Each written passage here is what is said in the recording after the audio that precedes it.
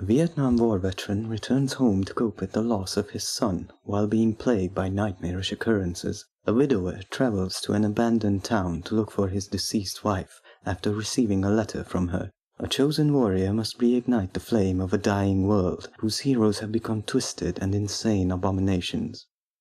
Have you ever noticed how some of the best examples of the horror genre feature a heavy element of sadness and melancholy? The three works of fiction described above, the movie Jacob's Ladder and the video games Silent Hill 2 and Dark Souls, all have loss and sorrow as a core theme throughout. Sure enough, each of them has plenty of things to generate anxiety and make your skin crawl. However, what truly lingers on after experiencing them is their somber atmosphere. This moody and forlorn feeling is present in almost every aspect of these works' design, aspects such as the premises.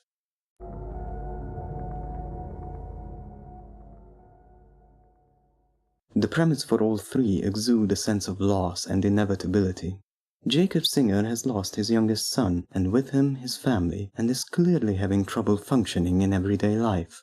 James Sunderland also lost a family member, his wife, Mary. The main driving force for him to search and endure the haunted town of Silent Hill feels like pure desperation for any chance to see her again. As for the journey of the chosen undead, the world of Dark Souls is coming to an end, and not in a spectacular battle with opposing sides heralding the apocalypse, but in a slow, insidious way that makes the still sane inhabitants hopeless and crestfallen.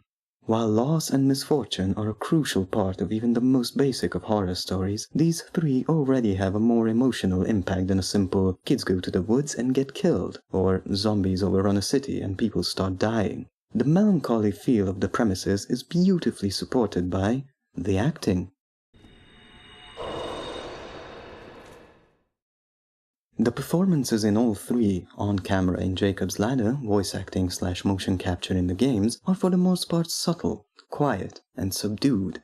Characters rarely, if at all, start ranting maniacally, shout warnings of doom and destruction, or even raise their voices considerably. This more restrained and intimate direction allows for the moments where tensions do rise to truly shine and have an impact.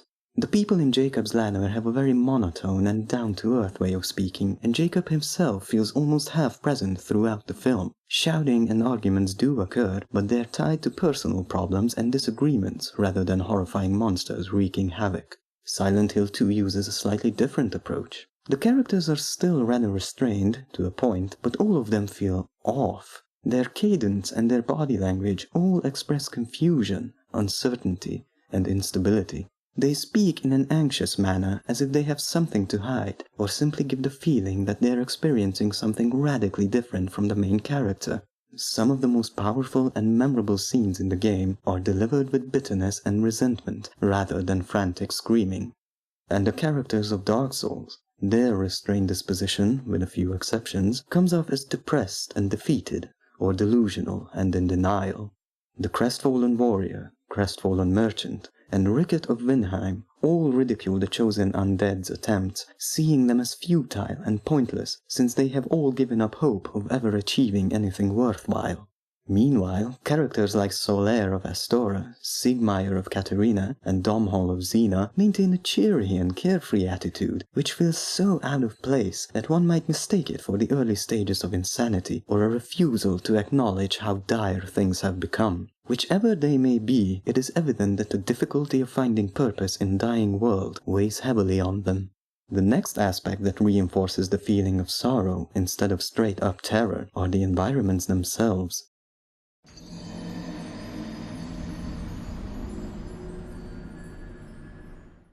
The dreary, faded streets of Jacob's Ladder, the fog-obscured, empty and decaying alleys and buildings of Silent Hill, and the abandoned, forgotten locales of Lordran all invoke a sense of isolation, loneliness, and hints of better days, days long gone by. The ruins of New Londo in Dark Souls especially feel like the game has gone into full-on survival horror mode, with the dark, flooded streets of a once grand city, now haunted by the vicious spirits of its inhabitants, some still holding on to their now forsaken children. And while Silent Hill and Dark Souls both have areas heavy on rot and decay, they still feature something that invokes not just fear or disgust, but pity and maybe even sympathy. What is this feature? Why, the monsters themselves.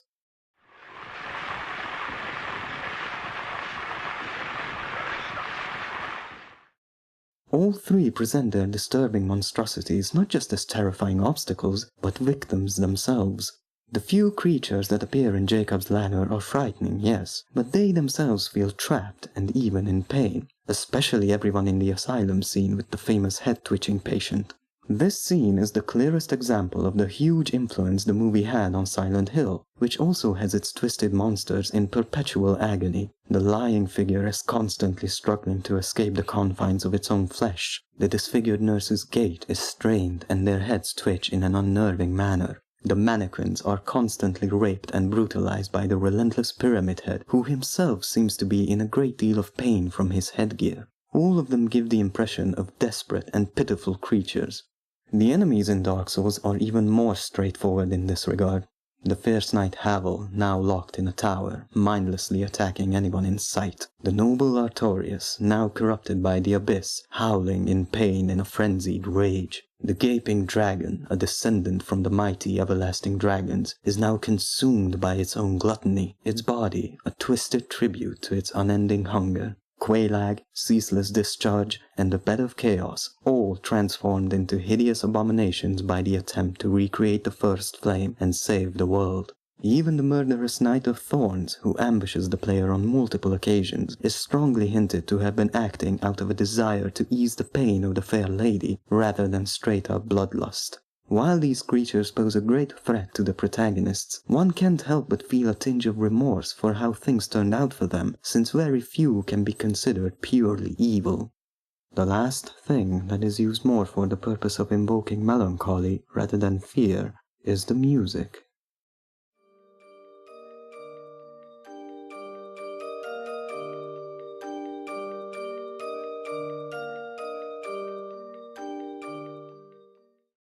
One could be forgiven for thinking these three have music full of dissonant chords, unsettling melodies, and anxiety-inducing sound effects. This is only partially true. Jacob's Ladder's score is mostly made up of orchestral pieces, with a heavy element of ambience. And while a song like Descent to Inferno does have parts of it that are truly unsettling,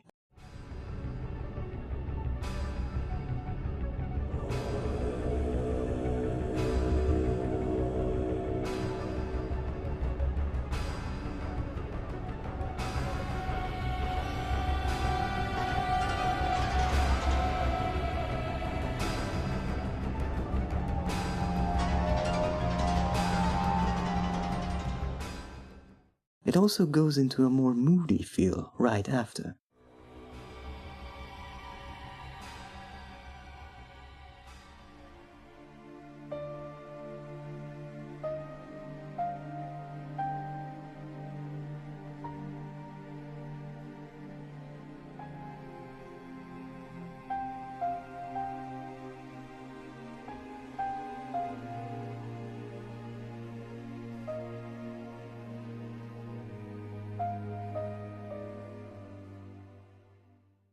The dominating atmosphere of the score is sad and longing, used to represent Jacob's general disposition.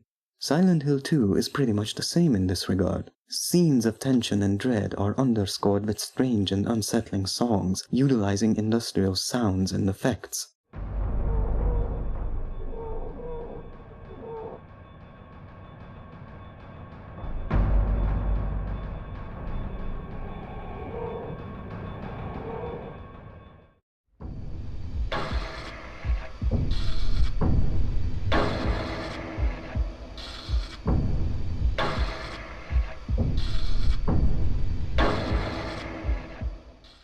But for the majority of the game, the music is very sad and dreamlike.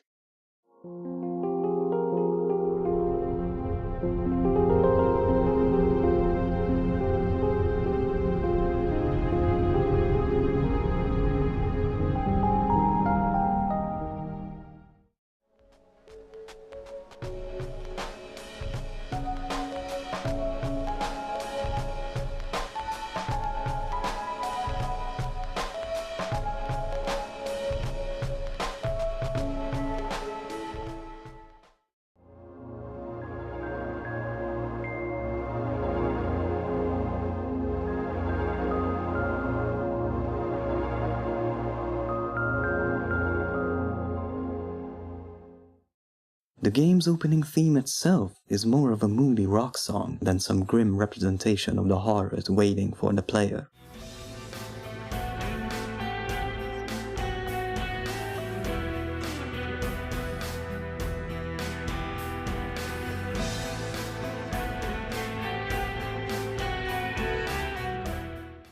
With Dark Souls, the developers chose silence as the defining sound of the game. Music is rarely heard in the environments the player explores, saving them for the spectacular boss fights instead. There are exceptions though. It is no coincidence that the area a player will most often visit is the central hub for many NPCs and can be considered the main save zone is one of the few locations to have music in it. What kind of music? Well,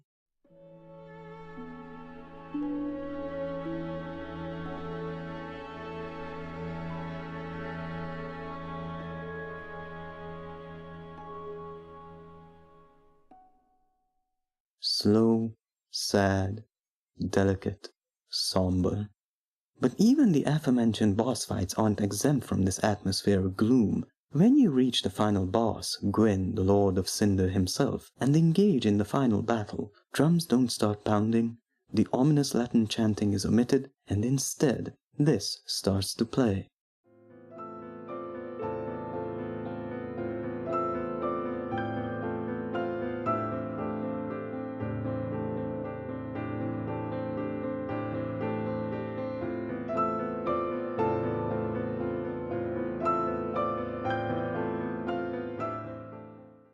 A lone piano playing its sorrowful tune, almost as if to remind us of how far the once great Lord of Cinder has fallen, and how desperately he tried to keep the flame alive, only to fall to madness himself. Pity and regret rather than fear and anxiety. But why do these three put so much effort into creating a sad and moody atmosphere instead of racking up the scares? It's because it does increase the tension in two ways. These somber moments give us downtime. A constant barrage of horror and dread can leave one numb to it after a while. You get used to it, like a loud noise or unpleasant smell.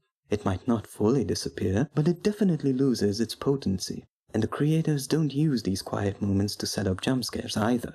They use it to help the audience form a connection with the characters, which is the second way this can enhance the feeling of dread. Themes of loss and sadness make us connect with the characters more, since while we can agree that it would be terrible to be chased by demons and killers, showing the object of their pain lets us get to know them better.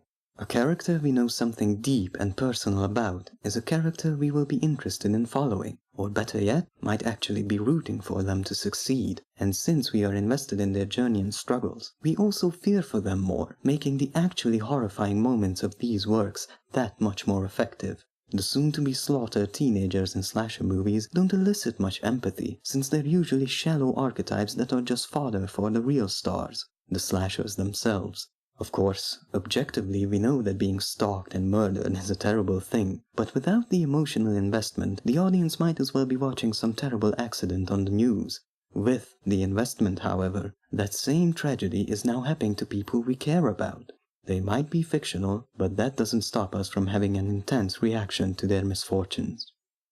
If you're interested in some other works of horror that lean heavily on sorrow and loss, I highly recommend Darkest Dungeon, where a mournful narrator and some really forlorn music do a great job of contrasting the horrifying things waiting for you. Also, check out The Cat Lady, which begins with the main character committing suicide and must come to terms with her own feelings of guilt and worthlessness while encountering truly twisted individuals. Also, the movie The Babadook, which has grief and loss as its core themes, with a widower mother trying to cope with the death of her husband while her only child is haunted by a malevolent presence. Check them out if they sound like something you'd like, and as always, thank you for watching.